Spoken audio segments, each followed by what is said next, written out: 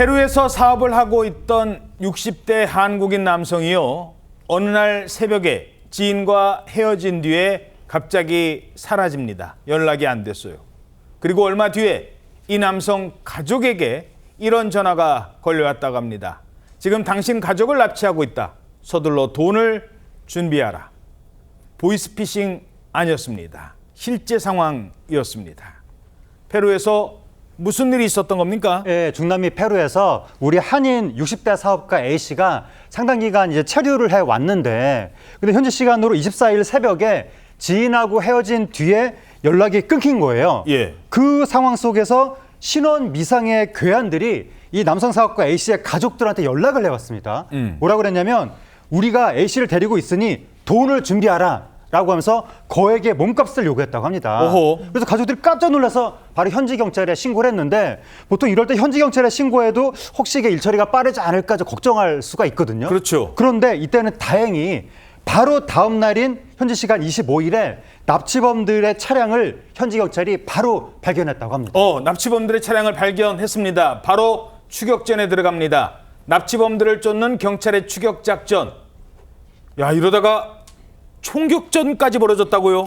그렇습니다. 납치범들은 경찰이 나타나자 이 차를 상당히 거칠게 몰고, 그리고 또 그것도 모자라서 강하게 저항을 했는데, 말씀하신 것처럼 경찰과의 어떤 그 도로 추격전에서 총격전까지 벌어졌고요. 뿐만이 아닙니다. 수류탄을 던졌어요. 수류탄이요? 경찰차에 수류탄을 던져서 경찰차 뒷 유리까지 깨졌다고 합니다. 야, 저게 유리창이 깨진 거는 납치범들이 던진 수류탄 때문에 경찰차가 유리창이 와장창, 총 쏘고 수류탄까지, 괴한들이 저렇게 강하게 저항을 한 겁니다. 근데 잠깐만, 저 차 안에는 지금 한국인 사업가 타고 있는데 상당히 위험해 보여요, 지금. 네, 그렇습니다. 납치범을 잡는 것도 중요하지만요. 우리 피해자의 안전하게 구조하는 게 정말 중요하잖아요. 현재 경찰은 거친 총격전 끝에 납치범들의 차량을 멈춰 세우는 데 성공했습니다.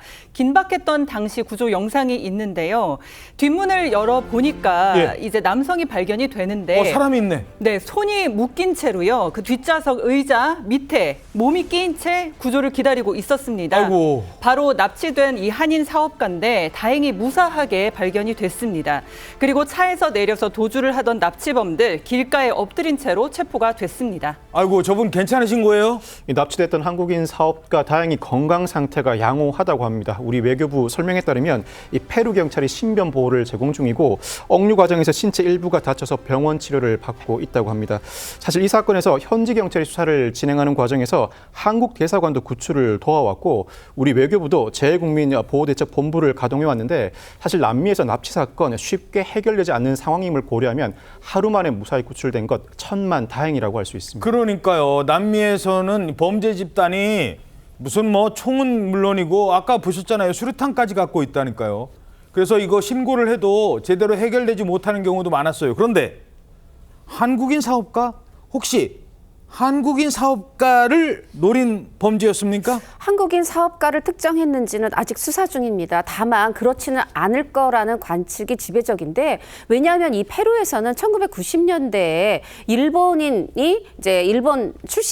출신의 대통령도 나왔었고, 네. 특히나 이 2019년에 고인이 되신 박만복이라고 그 배구 감독이 계셨잖아요. 그런데 그분이 1974년부터 2000년 시드니 올림픽까지 이 배구의 볼모지인 페루의 국가대표 감독직을 맡아서 1992년도에는 세계 선수권대회에서 은메달을 따기도 하고, 또 82년도에 그리고 또 1993년도까지 남미 선수권 우승을 7번 거머쥐기도 하고, 페루 배구가 유일하게 올림픽에서 유일한 메달을 한 번 딱 딴 게 있는데, 그게 1988년 서울 올림픽이었다고 그래요.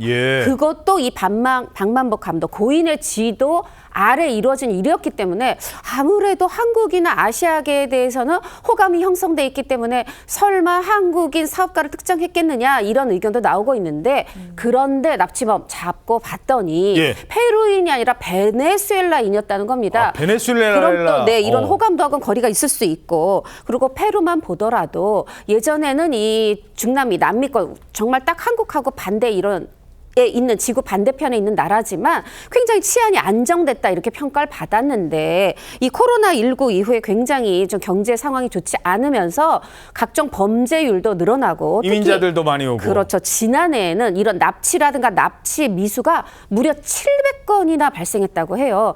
우리 페루에 계신 교민분들 특히나 여러모로 안전에 유의하셔야 되겠습니다. 예.